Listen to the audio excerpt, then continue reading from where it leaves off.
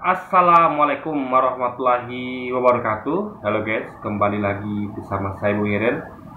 Kali ini kita akan membahas tentang keheranan ya dari teman-teman kita umat Kristiani tentang surganya umat Islam, surganya kita gitu. Nah, mereka itu terutama ketika mereka membaca atau mengetahui tentang adanya perihal tentang 72 bidadari. Nah, jadi pikiran mereka tuh entah kenapa kotor tuh guys. Jadi mereka menganggap bahwa umat Islam tuh pesta seks dengan 72 bidadari. Jadi sudah sebegitu parnonya mereka gitu kan. Nah, ini perlu kita bahas tuh, agar mereka paham sama kita gitu kan. Karena kita sebagai agen-agen Islam ya, dalam artian hamba-hamba Allah yang memang Allah Allah inginkan untuk mendakwakan agamanya agar semua orang selamat gitu kan. Itu perlu mengetahui hal ini gitu kan. Nah, jadi logikanya guys, saya sampaikan logika dulu sebelum kita masuk ke ayat ya. Kita akan bahas nanti, kita sampaikan ayat Alkitab karena mereka gunakan ayat ini ya di Markus 12 itu untuk mengatakan bahwa di surga nanti itu orang-orang itu kita tuh nggak hidup kawin dan mengawinkan, tapi hidup seperti malaikat di surga. Ya. Nah, jadi tidak kawin dan mengawinkan guys, artinya tidak ada perkawinan gitu.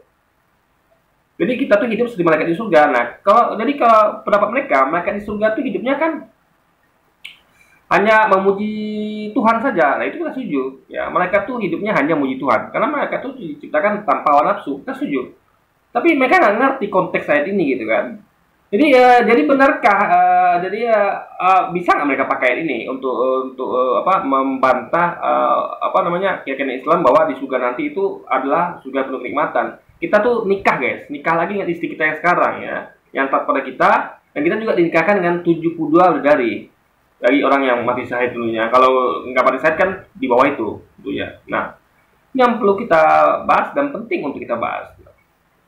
Jadi gini ya, pertama logika sederhana bahwa kalaulah Tuhan menciptakan neraka, yang mana itu isinya adalah penuh siksaan ya. Jadi kita nanti ada orang-orang yang akan disiksa di neraka. Nah, kebalikannya, karena Tuhan itu logikanya kita katakan adil, maka harus ada perbandingan. Kalau ada siksa, tentu ada nikmat, ya kan? Nggak mungkin Tuhan itu menciptakan hanya siksa saja, tempat yang penuh siksa, tapi tidak ada tempat yang penuh nikmat. Kenapa? Kalau itu Tuhan nggak adil dong. Itu logika sederhana ya. Kok bisa hanya ada tempat untuk siksaan, untuk nikmat nggak ada. Jadi seakan-akan manusia diciptakan kalau nggak disiksa ya sudah hidup normal gitu kan. Itu kan nggak adil. Karena biasanya kalau kayak perusahaan adil itu dia hanya akan memberikan atau orang tua siapapun itu ya, kalau dia adil itu dia akan memberikan, kalau bukan cuma hukuman, tapi juga hadiah, reward gitu. Jadi yang nggak fair dong, misalnya perusahaan ketika kita terlambat dihukum, bolos dihukum, nggak disiplin dihukum, atau orang tua begitu, atau sekolah begitu guys. Tapi ketika kita berprestasi, kita berbuat kebaikan, ya kan, rajin, disiplin, kita nggak dapat hal lebih gitu. Jadi sama kayak yang lain. Nah, ini kan berarti tidak adil. Itu adalah orang tua, perusahaan atau tempat sekolah yang tidak adil. Nah, makanya keadilan itu membutuhkan perimbangan ya, dua sisi. Kalau ada siksa berarti ada nikmat. Nah, makanya itulah surga itu harusnya adalah tempat yang nikmat. Lawan di neraka yang tempatnya penuh siksa. Itu logikanya. Kalau tidak, maka Tuhan tidak adil begitu kan. Nah, itu yang pertama yang perlu dipahami. Nah, tentu kalau banyak nikmat, tentu kita bandingkan dengan nikmat di dunia. Nah, karena siksa di neraka itu bandingkan dengan dunia juga. Ketika kita mengalami siksa di dunia, itu nggak ada apa-apanya dibandingkan siksa di neraka. Jadi selalu siksa di neraka itu dibandingkan dengan dunia. Makanya nikmat di surga juga dibandingkan dengan dunia. Karena dunia adalah tempat di tengah-tengah.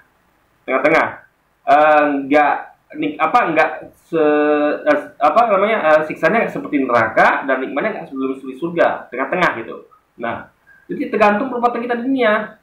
Kalau kita banyak perbuatan baiknya, kita akan masuk surga. Kalau banyak perbuatan buruknya, kita akan masuk neraka, gitu kan. Jadi tengah-tengah, guys. Jadi kalau misalnya di neraka nanti, misalnya kita diazab dengan api yang ya 72 kali ya, kalau salah saya lupa itu. lebih panas daripada api di bumi. Itu apa namanya, adalah suatu tempat yang jauh lebih buruk daripada bumi. Nah, jadi kalau begitu kan adilnya ya, surga ada tempat yang 72 kali lebih baik dari nikmatnya daripada bumi gitu. Jadi kalau misalnya kita minum air, nikmatnya 72 kali lebih nikmat daripada air bumi gitu. Jadi hal seperti itu kan sebenarnya. Jadi itu baru dikatakan Tuhan Maha Adil gitu. Nah, itu yang poin pendahuluan ya yang perlu dipahami. Nah, lalu kita akan masuk ayat yang mana mereka menuduhkan bahwa heran kalau surga itu seperti itu. Surga Islam itu kok ada 72 dari, gitu kan? Artinya kawin dan mengawinkan. Nah, jadi itu pembahasannya sebenarnya ada di video saya yang lain ya. Tapi sini saya khusus untuk membantah pernyataan mereka bahwa mereka mengatakan bahwa menurut akidah mereka ya bahwa di surga itu tidak ada kawin dan mengawinkan gitu. Ya kan, tapi mereka nggak paham. Ini sebenarnya bukan ayat ini bukan ngomong tentang surga, guys. Bukan. Coba kita baca ya. Nah, jadi dimulai dari Markus pasal 12 ayat 18 ya. Datanglah kepada Yesus beberapa orang Saduki yang berpendapat bahwa tidak ada kebangkitan. Jadi orang Saduki ini berpendapat bahwa tidak ada kebangkitan. Artinya kalau orang mati ya mati aja, nggak bakal bangkit-bangkit lagi. Jadi ini maksudnya adalah ngomong tentang kebangkitan, ya. Kebangkitan, ingat loh, manusia mati akan dibangkitkan. Jadi kalau kita mengerti ya, ini fase perjalanan manusia nanti ketika sudah dibangkit. Jadi di hari kemudian tuh ada 3 fase. Fase kebangkitan, jadi manusia kan awalnya manusia mati dulu, lalu dibangkitkan. Lalu setelah fase kebangkitan ada fase penghakiman. Ini manusia yang bangkit tadi di kematian itu dihakimi untuk menentukan apakah dia tuh masuk surga atau masuk neraka. Karena nggak mungkin orang itu masuk surga atau masuk neraka itu tanpa pada penghakiman dahulu. Itu namanya zolim. Sama kayak kita di dunia ini ya. Kita nggak mungkin masuk penjara kecuali melalui penghakiman, pengadilan gitu kan. Ada nggak orang itu masuk penjara tanpa ada penghakiman? Kan nggak ada. Itu nggak adil namanya. Maka Tuhan tuh nggak adil, makanya dihakimi dulu. Jadi setelah dibangkitkan, baru diadili, dihakimi. Karena nggak mungkin juga menghakimi orang mati kan? Karena orang mati nggak bisa ngapa-ngapain gitu. Jadi sama kayak kemarin kasus KM50. Itu kok bisa terdakwanya orang yang dibunuh gitu guys, orang-orang yang sudah mati, yaitu para syuhada, kan nggak masuk akal. Nah itu dijadikan tersangka kan nggak masuk akal. Orang sudah mati kan, gimana minta pertanggungjawaban? Nah. Jadi dihidupkan dulu, dibangkitkan untuk dihakimi. Nah, jadi setelah dihakimi, baru ditentukan nanti apakah dia ini masuk surga, layak masuk surga, ataukah harus masuk neraka. Jadi kalau ngomong tentang kebangkitan, artinya awal-awal di hari nanti, ya. Bahkan belum masuk fase penghakiman, baru kebangkitan. Jadi ini sama sekali ini bukan ngomong tentang surga, tapi pada waktu kebangkitan setelah kematian. Nah, itu tidak dipahami mereka ini. Nah, mereka terpaku pada kata-kata malaikat di surga, ya kan? Jadi ini adalah perbandingan. Tadi misalnya kayak senangnya saya tuh seperti senangnya dia yang ada di Bali gitu, paham ya? Jadi senangnya saya tuh sama kayak senangnya dia di Bali. Bukan ngomong tentang Bali, bukan ngomong saya di Bali gitu. Dia yang di Bali bukan saya gitu. Nah, jadi tentang itu, ini bukan pada bahwa saya ini ada di Bali gitu, atau periode pas saya di Bali, saya masih di sini gitu kan. Nah, jadi sama seperti ini, manusia itu belum di surga, masih di fase kebangkitan. Nah, kita akan lanjutkan guys. Guru, Musa menuliskan perintah ini untuk kita. Jika seorang, ini ada perintah Musa yang dituliskan untuk orang Saduki ya, yang ini menjadi dasar mereka bertanya apa, karena mereka melihat ini kok perintah ini kok seperti membuat mereka ragu bahwa nanti ada hari kebangkitan. Ya mereka tidak percaya itu. Mereka ragu karena perintah Musa ini, makanya mereka ingin bertanya pada Yesus gitu kan. Jadi biar pertanyaan mereka terjawab, apakah nanti benar nggak menurut mereka memang tidak ada kebangkitan atau sesungguhnya ada gitu kan. Nah, Guru, Musa menuliskan perintah ini untuk kita. Jika seorang yang mempunyai saudara laki-laki mati dengan meninggalkan seorang istri, tetapi tidak meninggalkan anak, saudaranya harus kawin dengan istrinya itu dan membangkitkan keturunan bagi saudaranya.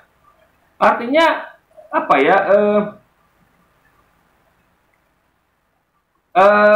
Keturunan itu harus ada gitu. Dalam artian ini nanti tentu berhubungan dengan dengan hal-hal yang di kemudian hari gitu.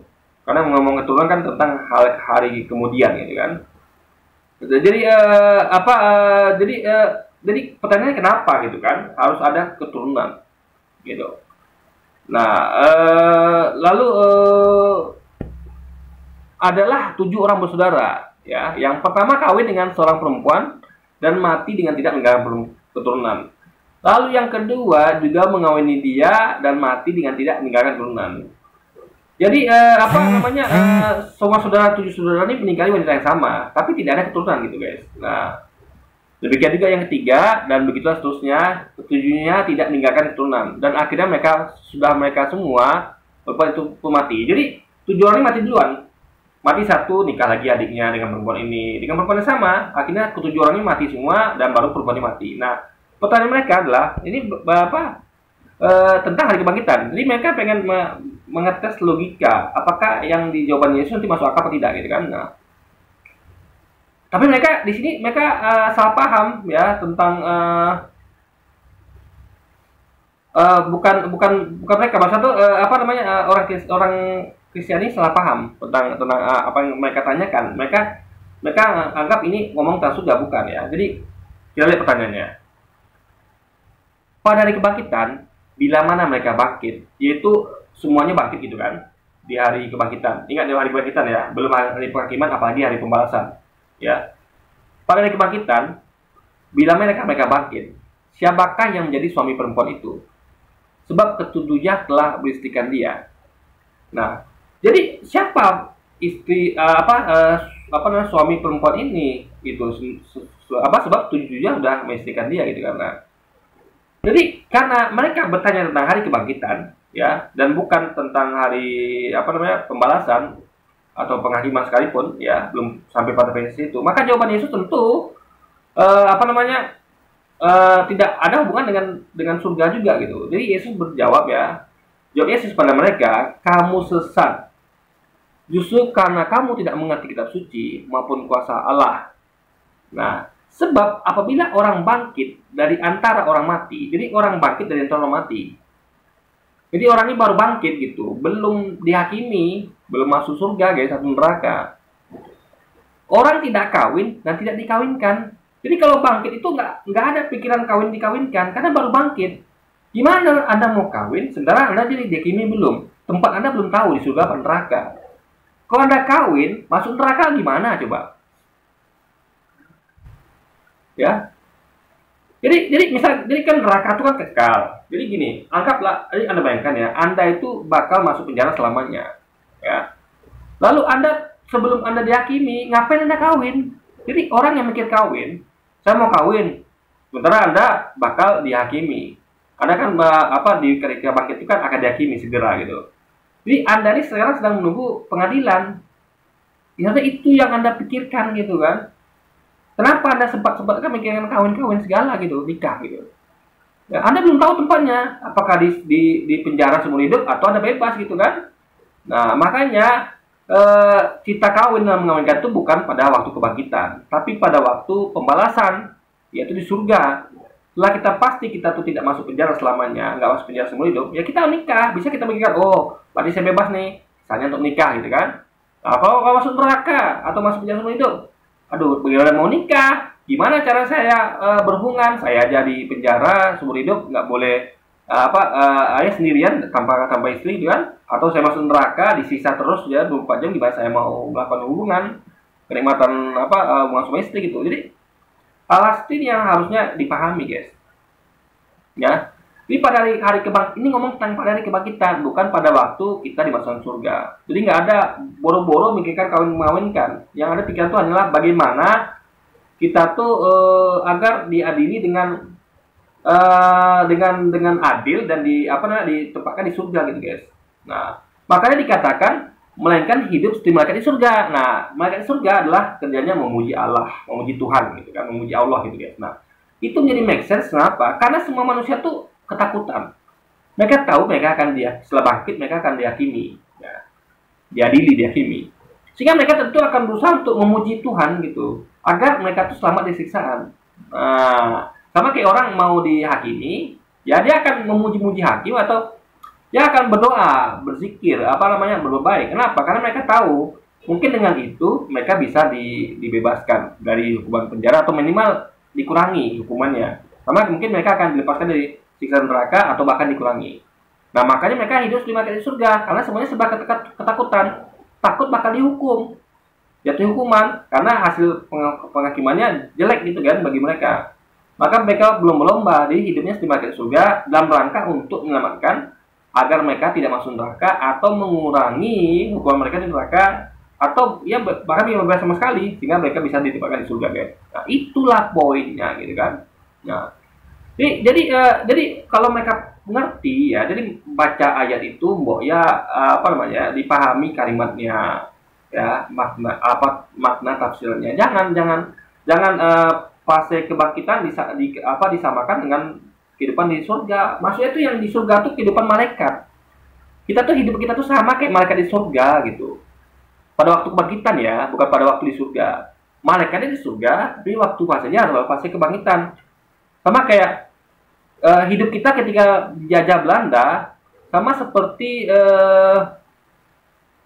orang nanti disiksa di neraka. Ini bukan ngomong tentang neraka, tapi ngomong tentang fase ketika kita dijajah Belanda. Paham ya?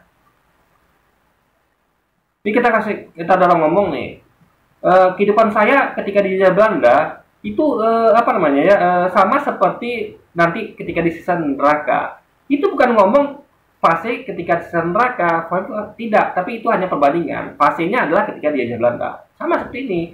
Ini ngomongin tentang fase pada waktu bangkitan, bukan fase waktu nanti di surga, guys. Nah, itu yang perlu kami. Cuman perbandingan adalah seperti hidup mereka di surga. Untuk menjelaskan bahwa semua orang itu nanti bakal ketakutan, bakal was-was, karena mereka akan tahu akan dihakimi gitu. Bisa jadi hasilnya jelek, mereka masuk neraka. Makanya mereka tuh hidup cuma di surga, berusaha sebaik-baiknya di waktu sisa agar supaya Tuhan itu bermurah hati, berbaik hati dan memasukkan mereka surga dan lepaskan mereka dari neraka, minimal dikurangi hukuman mereka di neraka. Nah, itulah logikanya, guys.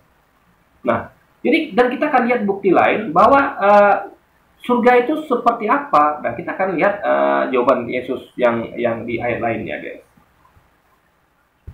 Kita akan lihat apa kata Yesus tentang surga, ya. Ini. Jadi waktu itu Petrus berkata kepada Yesus dan bertanya gitu kan. Jadi di ayat Matius 19 Anda akan temukan lalu Petrus menjawab dan berkata kepada Yesus, kami ini, yaitu murid-muridnya, yaitu kami, ya Petrus dan lain-lainnya itu telah meninggalkan segala sesuatu dan mengikut Engkau. Jadi apakah yang akan kami peroleh? Jadi mereka ini menanyakan mereka kan telah berkorban karena ikut Yesus, mereka terpaksa meninggalkan segala sesuatu gitu kan, istri, keluarga, ladang, segala macam kan, karena ikut Yesus. Jadi apa yang akan diperoleh dengan pengorbanan itu gitu loh? Apa imbal baliknya gitu kan? Apa imbalannya? Apa gantinya gitu?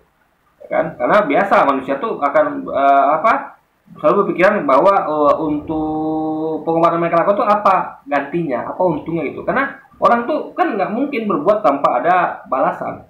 Itu hal yang wajar, ya. Seperti bersedekah saja, kita nggak harapkan balasan dari manusia, tapi dari Tuhan. Jadi nggak ada orang yang berbuat sesuatu tuh tanpa ada balasan, ya. Sedangkan melakukan hobi saja, ya saya main game itu, saya mengharapkan minimal saya dapatkan balasannya yaitu berupa kesenangan hati, ya kan, happy gitu kan, having fun gitu. Jadi nggak ada manusia tuh melakukan hal itu yang tidak ada balasannya gitu. Jadi sia-sia apalagi kayak gini, ada yang mengorbankan segala sesuatu tapi apa imbalannya gitu kan, imbal baliknya apa gitu, itu wajar gitu. Nah, Yesus kata Yesus pada mereka, ini yang perlu dipahami ya, bahwa aku berkata kepadamu, sesungguhnya pada waktu penciptaan kembali, apabila anak manusia bersemayam di tahta kemuliaannya, artinya nanti pada waktu penciptaan kembali, artinya dibangkitkan ya pada hari pada waktu penciptaan penciptaan kembali, ketika nanti dibangkitkan berarti kan diciptakan kembali dari tubuh yang mati gitu kan. Di tubuh itu kan hancur kan, kita kan tubuh kita hancur karena tanah ya kan, orang mati itu tubuhnya hancur, sehingga nanti di tubuh itu akan diciptakan kembali. Makanya dikatakan pada waktu penciptaan kembali, tubuh-tubuh yang hancur itu dimakan tanah itu diciptakan kembali. Jadi pada waktu itu jadi apabila anak manusia setelah itu ya, setelah penciptaan kembali itu, jadi anak manusia, jadi apabila anak manusia yang fasenya setelah itu ya, dekat-dekat ini itu, setelah itu, apabila anak manusia bersemayam di tahta kemuliaannya, kamu yang telah mengikut aku, karena mereka ini kan murid Yesus kan ketika meninggal kan mati kan juga tubuhnya hancur itu, termasuk mereka itu juga, jadi termasuk Yesus juga, semuanya akan diciptakan kembali karena tubuh-tubuhnya hancur gitu kan, diciptakan kembali. Nah, pada waktu itu nanti ya, apabila anak manusia bersemayam di tahta kemuliaannya, ini Yesus ngomong dia tuh anak manusia guys, bukan anak Tuhan, apalagi Tuhan ya. Jadi Anda terus menganggap Yesus itu seperti apa yang dikatakan, bahwa dia tuh anak manusia. Jangan katakan dia anak Tuhan atau apalagi Tuhan itu sendiri. Dia hanyalah anak manusia. Anak manusia, apabila anak manusia bersemayam di tahta kemuliaannya, kamu, ya ini Tuhan ya, kamu yang telah mengikut aku akan duduk juga. Jadi bukan Yesus saja yang duduk guys, tapi ada 12 muridnya gitu kan. Ya, murid-muridnya itu akan duduk juga di atas 12 tahta. Jadi murid-muridnya nih yang 12 orang ini akan duduk di atas 12 tahta gitu, untuk menghakimi 12 suku Israel. Artinya yang ada ada 13 tahta di situ. Yang satu di Yesus dan 12 lagi ya murid-muridnya. Artinya mereka tuh duduk di atas tahta yang sama. Ya. Untuk menghakimi ke-12 suku Israel. Nah, kenapa dihakimi ke-12 suku Israel? Karena Yesus berkata bahwa aku diutus hanya bagi domba-domba hilang dari umat Israel. Maka yang dihakimi adalah ke-12 suku Israel. Dia juga mengatakan pada murid-muridnya kan, janganlah pergi ke Samaria atau kota-kota lain di Israel. Pergilah hanya ke kota pada domba-domba hilang di Israel. Makanya muridnya juga menghakimi kedua suku Israel. Tidak menghakimi, Yesus tidak berkata bahwa mereka akan menghakimi seluruh dunia, enggak. Jadi untuk menghakimi kedua suku Israel saja gitu guys. Dan ini dibukti bahwa Yesus diutus hanya bagi bangsa Israel. Makanya dia dan 12 muridnya itu hanya menghakimi suku Israel, ya kan. Kalau tidak dia pasti ngomong, kita akan menghakimi seluruh manusia kan, tapi kan tidak. Dia mengatakan bahwa akan menghakimi kedua suku Israel.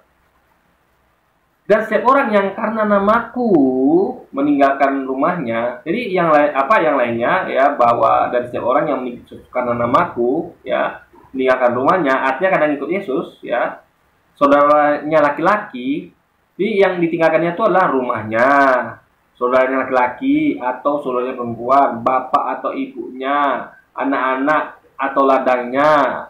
Jadi ini termasuk juga istrinya gitu kan, karena kan itu satu paket. Ya, kalau ada punya istri, kalau nggak punya istri berarti masih lajang gitu kan. Satu tidak disebutkan di sini, tapi kita ngerti ini istri pasti masuk gitu kan. Karena saudara laki-laki, saudara perempuan, bapak ibu, anak-anak masuk gitu, dan juga ladang masuk. Tapi istrinya juga masuk harusnya. Akan menerima kembali 100 kali lipat dan akan memperoleh hidup kekal. Nah, jadi kapan mereka menerima ini? Ingat ya, menerima 100 kali lipat. Ini adalah angka bilangan yang pasti. 100 kali lipat. Kalau udah jemput angka 100, itu bilangan pasti. Ya, 100 itu bilangan pasti, angka pasti. Kalau katakan misalnya kira-kira banyak, kayaknya sedikit, itu bukan pasti. Nah, kita masih bingung nih, berapa sedikit itu, berapa banyak itu. Tapi kalau dia sebutkan 100, itu berarti bilangan pasti.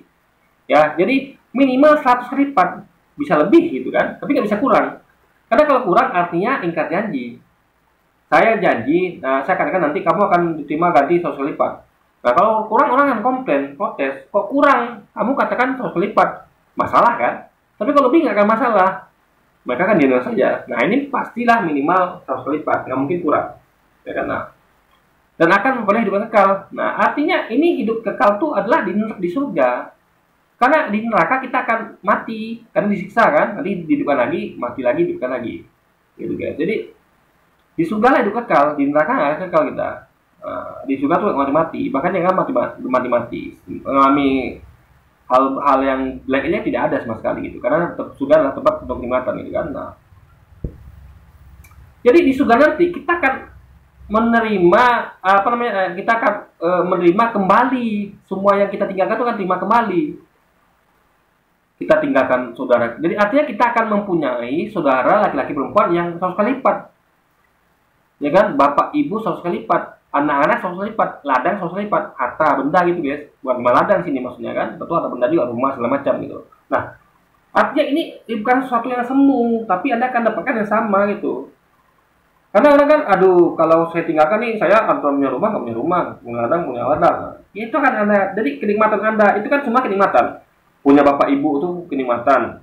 Punya saudara perempuan laki-laki itu kenikmatan. Karena ada tempat berbagi gitu kan. Punya anak-anak itu adalah kenikmatan juga. Ladang juga. Apalagi istri gitu kan. Nah, kita tinggalkan, nanti kita akan dapatkan hal yang 100 kali lipat lebih dari itu gitu. Dengan apa namanya, dengan perkara yang sama. Karena perkaranya Yesus tidak menyebut hal lain, tapi dia menyebut itu gitu. Menerima kembali ya 100 kali lipat yang itu. Berarti topiknya kan adalah yang tadi itu gitu. Makanya ini kehidupan surga nanti seperti yang Yesus katakan ini, kita akan menerima apa yang kita tinggalkan dunia. Kita akan punya nanti 100 kali lipat saudara laki-laki dan perempuan, dari ibu bapak yang 100 kali lipat. Nah, orang kadang bingung nih kan, masa sih punya bapak dan ibu 100 kali lipat? Nah, mereka nggak paham. Bukan, ini maksud bukan bapak ibu kandung gitu, atau saudara laki-laki perempuan kandung, ya. Tapi saudara yang kan gini kan, kita tahu ya, biasanya bapak ibu kandung atau saudara kandung itu yang pengerti sama kita, kan dia keluarga terdekat kita gitu kan, yang lebih sayang, lebih perhatian pada kita. Jadi ini sama seperti, jadi kita tuh ngomong tentang saudara dan bapak ibu dalam artian nggak mesti kandung guys gitu. Ya bisa angkat atau yang apa namanya, yang kita yang anggap kita tuh sebagai anak ya, anak kandungnya atau sebagai saudara kandungnya gitu guys. Ada orang-orang yang anggap bahwa dia sudah seperti bapak kandungku, anak kandungku, saudara kandungku kan gitu kan. Jadi seperti itu logikanya. Jadi bukan mesti saudara atau bapak ibu kandung. Maka kalau 100 kali lipat artinya nanti akan ada orang-orang atau Allah ciptakan nanti ya kayak bidadari itu kan, yang akan atau ya orang-orang itu akan saling mau menjadi berlomba-lomba menjadi bapak ini ya, menjadi bapak ibunya, menjadi saudara-saudaranya. Ya bukan kandung ya, sekali lagi ya. Sama seperti kita tuh coba Anda bayangkan, kita punya banyak bapak ibu yang bukan kandung tapi apa udah menganggap kita tuh anaknya. Kan kemana-mana enak. Kita ada butuh uang tinggal bilang, Pak, Ibu, kan minta uang dong, dikasih. Karena dia merasa kita anak kandungnya gitu. Tapi bukan anak kandung gitu kan, sudah seperti anak kandung gitu. Jadi juga saudara gitu kan dimudahkan kita. Gitu kan. Jadi hubungan itu seperti saudara kandung, bapak ibu kandung itu. Nah, kalau istri, ngomong istri, nggak mungkin dong istri kandung. Karena istri itu kan hubungan bukan darah, guys. Istri itu kan bukan hubungan darah. Anak juga gitu ya. Kalau anak kan beda lagi. Anak itu sama dengan, jadi anak bapak ibu dan saudara kandung itu kan ada kandungnya gitu kan, masuk satu bagian. Istri beda lagi. Istri ini real, karena istri itu bukan hubungan kandung atau tidak kandung, tapi istri itu adalah hubungan perkawinan. Sehingga kalau 100 kali lipat istri, ya memang betul-betul 100 kali lipat istri gitu.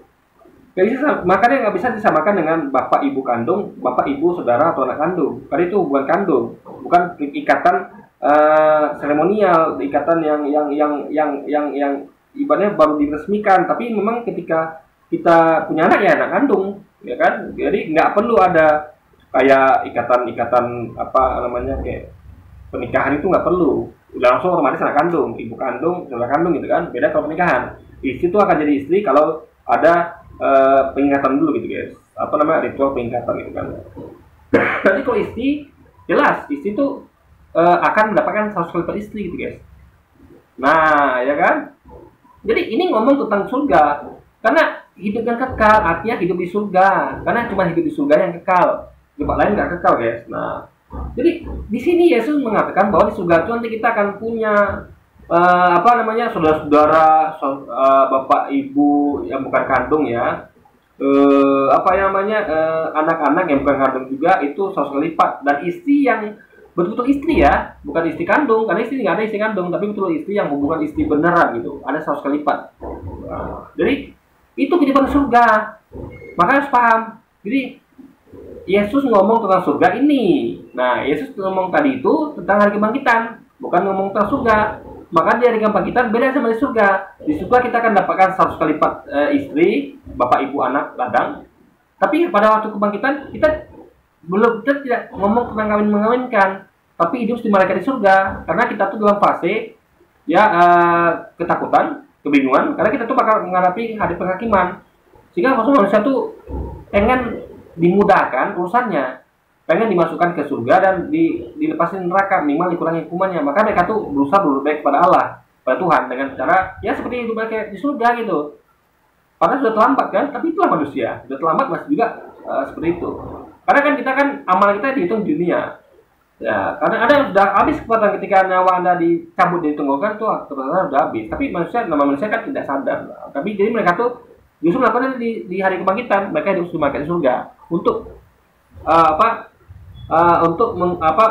karena mereka tentu akan berusaha untuk namanya orang takut ya, orang takut, orang akan menghadapi penghakiman yang akan tempatnya krusial ya guys, bukan sekedar ecek-ecek, tapi betul-betul surga neraka, tempat yang penuh azab atau tempat nikmat. Makanya mereka tuh berusaha berbuat sebaik mungkin, karena mereka sudah melihat buktinya. Mungkin di dunia mereka nggak lihat bukti kan, oh nanti apa ada kayak orang Saduki ini nih, orang Saduki itu kan tidak percaya pada hari kebangkitan.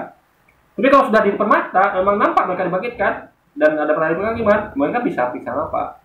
Lalu mereka otomatis akan percaya gitu, karena sudah di depan mata. Kalau sekarang kan mungkin mereka bilang mungkin nggak ada hari kebangkitan, belum nampak kok itu tempatnya gitu kan. Nah, nanti kan kalau sudah kejadian mereka sadar, baru mereka berlomba untuk hidup di surga, agar untuk tidak masuk ke neraka atau minimal mengurangi hukuman di neraka dan akan masuk ke surga.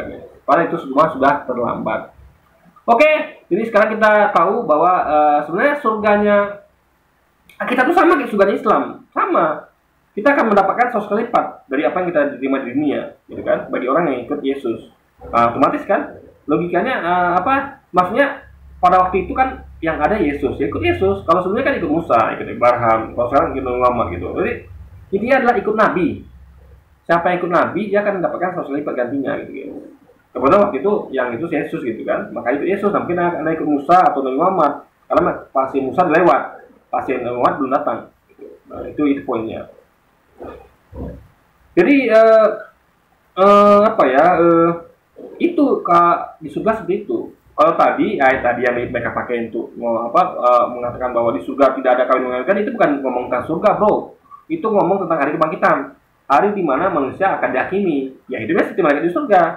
Nggak mungkin mikir-mikirkan kawin mengawinkan, karena pastinya nggak tepat gitu. Sama kayak orang bakal nanti persidangan bakal masuk penjara seumur hidup apa dibebaskan, ngapain dia mikir nikah gitu kan, kawin ini ya tentu dia akan berusaha sebaik mungkin berdoa, berzikir, mengambil hati hakim, berbuat baik agar hakim ini luluh gitu kan, dan akan membebaskan dia atau minimal mengurangi hubungannya di penjara guys. Oke, jadi mungkin sekian dulu aja video kita kali ini guys. Sampai jumpa lagi di video selanjutnya. Wassalamualaikum warahmatullahi wabarakatuh guys.